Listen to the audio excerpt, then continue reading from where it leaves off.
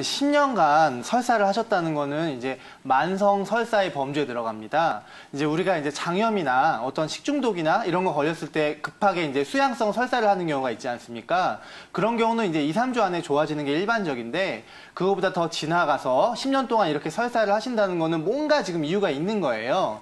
근데 그 중에서 이제 대변이나 어떤 대장 내시경이나 혈액 검사, 어떤 뭐 기생충 검사나 이런 걸 다 해봤을 때 이상이 없음에도 불구하고, 즉 기질적인 이상이 없음에도 불구하고 어떤 복부 팽만감이나 아니면 뭐 설사라든가 이런 배변 장애가 일어나시는 분들이 있어요. 이제 대한민국 국민 중에 한 15% 정도가 있다고 하거든요. 이걸 이제 과민성 대장 증후군이라고 합니다. 그래서 이제 말 그대로 대장이 과민해진다, 그런 증상들을 일컬어서 증후군이라고 하는데, 이런 과민성 대장 증후군을 가지신 분들이 굉장히 많고 한의원에 많이 오시기 때문에 이쪽으로 조금 생각을 해보시는 것도 좋을 것 같습니다. 네, 일단은 뭐 과민성 장 증후군, 이렇게 장 질환 때문에 고통받는 현대인들이 우리 시청자님뿐만이 아니라 꽤 많잖아요. 그쵸. 네, 특히나 시청자님께서는 참 오랫동안 설사로 고통을 받아 오셨는데, 이 설사뿐만이 아니라 이 증상의 특이점 어떤 것들이 있을까요? 네, 일단은 과민성 대장 증후군의 대표적인 증상을 말씀을 드릴게요. 대표적인 증상은 일단은 복부가 팽만하다. 그리고 속에서 자꾸 꾸룩꾸룩꾸룩 하는 소리가 난다. 그 다음에 설사를 한다. 이런 것들이 있는데, 이런 것들이 삶의 질을 굉장히 좀 저하시킵니다. 그래서 이제 한의원에 오시는 환자분들을 보면은 여학생인데, 이제 공부를 하는데 수업 시간에 다들 조용한데 자꾸 배에서 꾸룩꾸룩 하는 소리가 나서 스트레스를 받아서 학교 다니기가 싫어요. 이러신 분들도 계시고요. 또 어떤 분들은 외출을 나가면은 눈에 화장실부터 찾으시는 분들이 계세요. 화장실이 어디 있을까 이렇게 생각하시면서 외출을 나가서 식사를 하시면은 화장실 가셔야 된다거나, 아니면은 어떤 시험을 보거나 면접이 있을 때 긴장을 하지 않습니까? 스트레스를 받아서. 그 긴장을 할 때 이제 화장실에 가서 좀 이렇게 대변을 봐야지 조금 편해지시는 분들, 또 아침 식사 후에 바로 뭐 화장실로 달려가시는 분들, 이러신 분들이 굉장히 많습니다. 그래서 이제 복부 팽만감이라든지 어떤 설사 하시는 분들 중에서 자주 하시는 분들, 또 과민성 대장 증후군 같은 경우는 설사만 하시는 게 아니라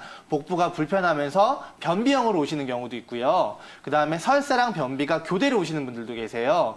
설사형이 예후가 좀 좋은 편이고, 어떤 설사, 변비, 교대형은 좀 예후가 안 좋으신 분이고, 그 다음에 이제 자꾸 트름을 하시는 분들도 있습니다. 이러신 분들도 단순히 위장이 안 좋아서 그런 게 아니라 복부에 가스가 차가지고 자꾸 이제 트름으로 억지로 좀 빼내시는 분들도 이런 과민성 대장군 증상에 이제 속하게 됩니다. 네, 이러한 증상들이야말로 무언가에 집중하기가 굉장히 어렵게 하고 맞아요. 삶의 질을 저하시키는 증상들인데요. 이러한 증상들을 완화시키기 위해서는 무엇보다 원인 파악을 정확히 하는 게 중요하잖아요. 네. 이현희 원장님, 이렇게 과민성 장 증후군을 발생시키는 원인들 어떤 것들이 있을까요? 네, 아쉽게도 과민성 장 증후군을 발생시키는 정확한 원인에 대해서는 아직 밝혀진 바는 없습니다. 그러나 과민성 장 증후군이 나타날 때 같이 함께 발생되는 현상들이 있습니다. 그래서 그 현상들을 치료하는 것을 목표로 하면 과민성 장 증후군도 함께 호전이 되는데요. 그런 현상들은 먼저로는 장 근육의 연동 운동이 약화가 되는 것이 있습니다. 장 근육이라는 것은 우리가 음식물을 받아들인 다음에 꿀렁꿀렁꿀렁 튜브가 짜내듯이 위에서 아래로 계속해서 음식물을 밀어내야 되는데요. 그것을 연동운동이라고 하는데, 그런 힘이 약해지는 것을 의미합니다. 그래서 장 내에 음식물이 오래 머물게 됨으로써 가스도 생기게 되고 조금만 먹어도 복부가 팽만한 등의 현상들이 발생하게 되죠. 또 두 번째로는 우리 신경계 부조화가 발생합니다. 신경계 부조화 때문에 그 신경이 제대로 어떤 곳에서는 장 연동운동을 촉진시키고 어떤 곳에서는 둔감하게 함으로써 이런 현상 때문에 어떨 때는 설사라, 어떨 때는 변비가 반복되기도 하게 됩니다. 또 세 번째로는 장의 만성적인 설사로 인해서 그 기력이 허탈하게 돼서 그 면역력이 저하되고 염증과 감염이 지속적으로 반복되게 됩니다. 그래서 우리가 그 정상 세균총이라는 미생물총이라는 게 있습니다.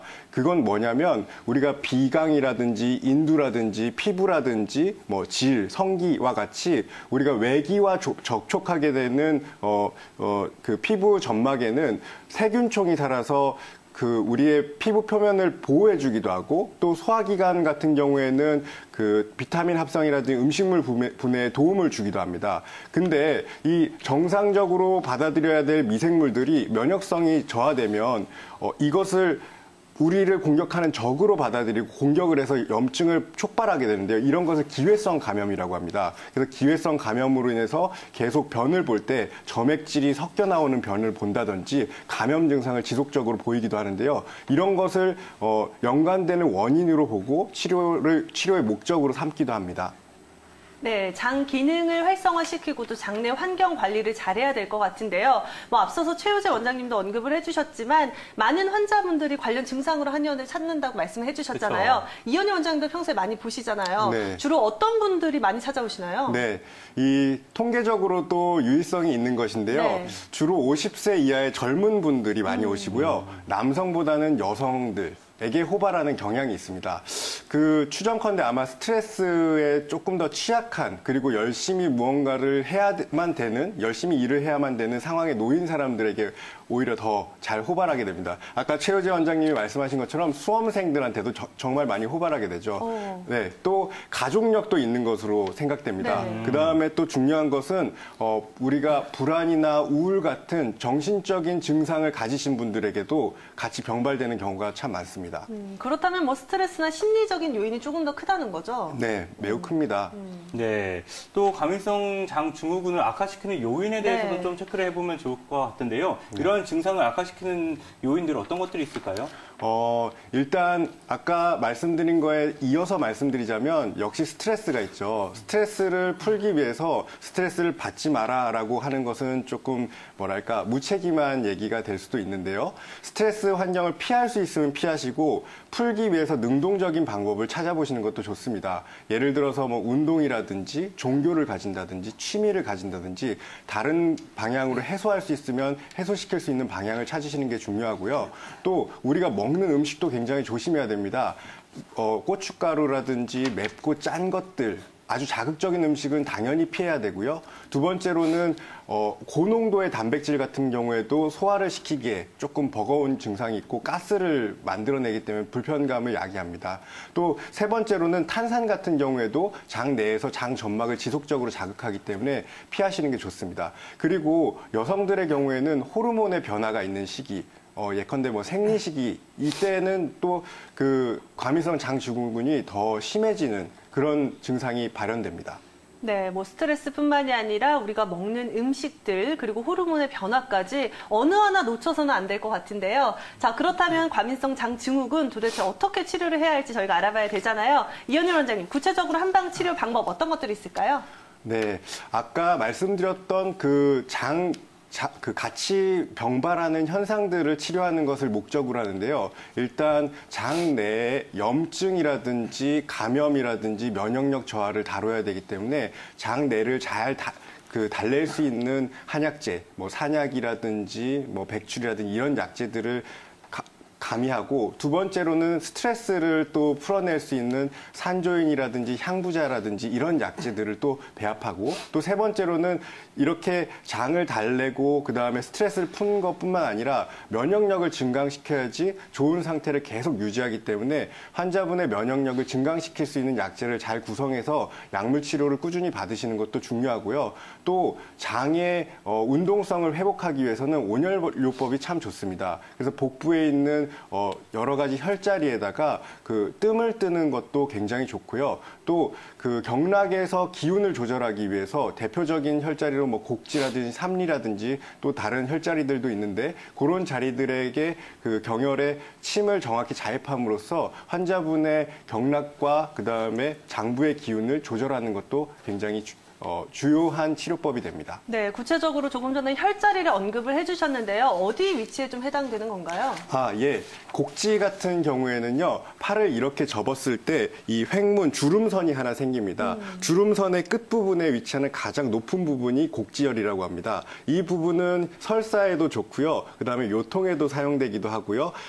특히나 경락상으로는 수양명 대장경락에 속하기 때문에 대장 기능과 굉장히 밀접한 관련이 있습니다. 그리고 족삼리라는 혈은 굉장히 좀 유명한 혈인데요. 우리 무릎의 바깥쪽에 보면 온폭 파여진 부분이 있는데 거기서 세치 정도 밑에 위치하고 있습니다. 거기는 그 조경면 위경에 속하기 때문에 위경락을 조절해서 이 중초의 기운을 조절하는 한편 그 하기의 효과 그리고 혈압의 강화 효과도 있습니다. 그래서 기운을 조금 내려주기도 하고 소화기계를 안정시켜 주기도 하고 그래서 이 두 가지 혈은 장부를 안정시키는 효과도 있고 또 혈압을 약간 강화시키는 효과도 있고 또한 뭐 체했을 때도 또 눌러주면 시원하게 풀어주는 효과도 있습니다.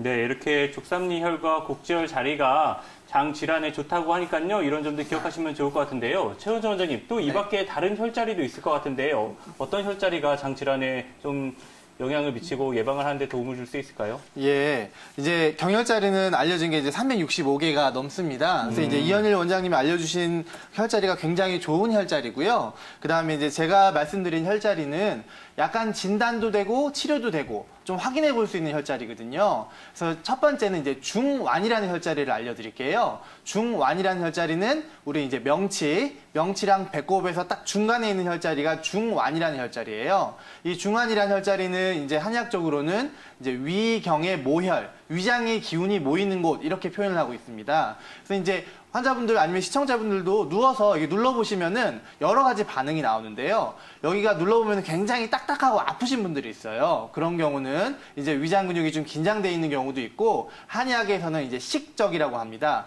뭔가 음식물 같은 걸 먹었는데 그런 게 좀 남아있는 그런 것들이 원활하게 소통이 안 되는 것들 그런 경우에 이제 식적이 있으면은 그거를 이제 풀어주는 쪽으로 치료를 하게 되고요. 반대로 여기가 약간 움푹 패이고 이렇게 만져보면 쏙쏙 들어가시는 분들이 있어요. 그런 분들은 이제 위장 기능이 많이 떨어지시는 분들, 그게 이제 중환이라는 혈자리고요. 그 다음에 이제 배꼽에서 이촌, 이 손가락 두 개가 이촌이거든요. 배꼽에서 이촌 옆으로 가면은 천추라는 혈자리가 있습니다. 천추. 이 천추가 양쪽에 있는데요. 이 혈자리는 이제 대장의 모혈입니다. 그래서 이제 대장이 좀 문제가 있거나 변비가 있거나 하면 눌렀을 때 굉장히 아프거든요. 그래서 이제 한의원에 오시면 한의사가 잠깐 누우시라고 해서 배를 이렇게 꼭꼭꼭 눌러보면서 어떤 중환이나 어떤 천추 이런 혈자리를 눌러보고 진단도 하고 침도 놓고 치료도 하게 됩니다. 그래서 이런 부분들은 이렇게 복부 마사지를 이렇게 하는 것만 해도 많은 도움이 되고요.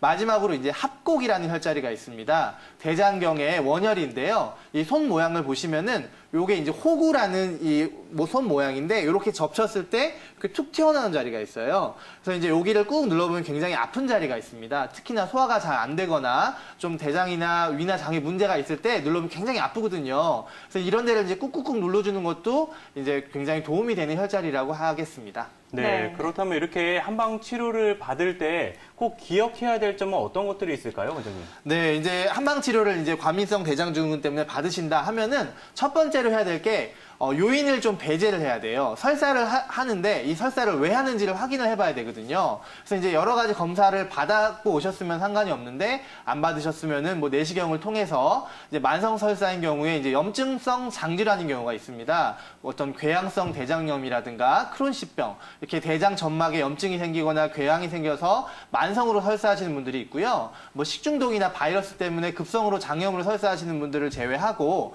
또한 이제 제일 중요한 게 음식물이 좀 중요해요. 이제 한국인들은 이제 유당 불내성이라 그래서 유제품들을 많이 먹다 보면은 이제 속이 더부룩해지고 설사하시는 분들이 있어요. 유제품 자체를 소화시키는 효소가 없으신 분들이 있거든요, 실제로. 그런 분들은 이제 우유가 몸에 좋다고 막 드시는 것보다는 먹어봤는데 이게 좀 몸에 안 맞다 싶으면 조금 피하시는 것도 방법이 되고요.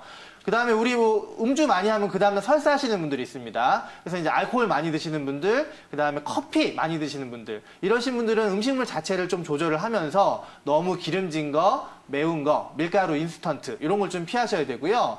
그다음에 요새는 이제 평소에 약을 많이 드시는 분들이 많아요. 이제 오래되신 분들, 아까 시청자분들처럼 연세 있으신 분들은 기본적으로 약을 달고 계시는 분들이 있는데 우리 이제 역류성 식도염 있을 때 제산제 같은 거 먹지 않습니까? 근데 이런 제산제들이 따로 이제 설사를 유발하는 경우도 있고 아니면 항생제라든가 아니면 꾸준히 먹는 혈압약, 심장약 같은 경우도 이제 약에 따라서 설사를 유발하는 경우가 있습니다. 그래서 이제 이런 요인을 배제를 하고 난 다음에 때문에 한방 치료를 들어가게 됩니다. 그래서 한방 치료는 크게 두 가지로 나눌 수가 있어요. 하나는 이제 과민성 대장증후군 때문에 가스가 빵빵하고 불편하신 분들, 이러신 분들은 다른 거 필요 없어요. 뭐 설사를 멈추게 해주거나 이런 게 원하진 않고요.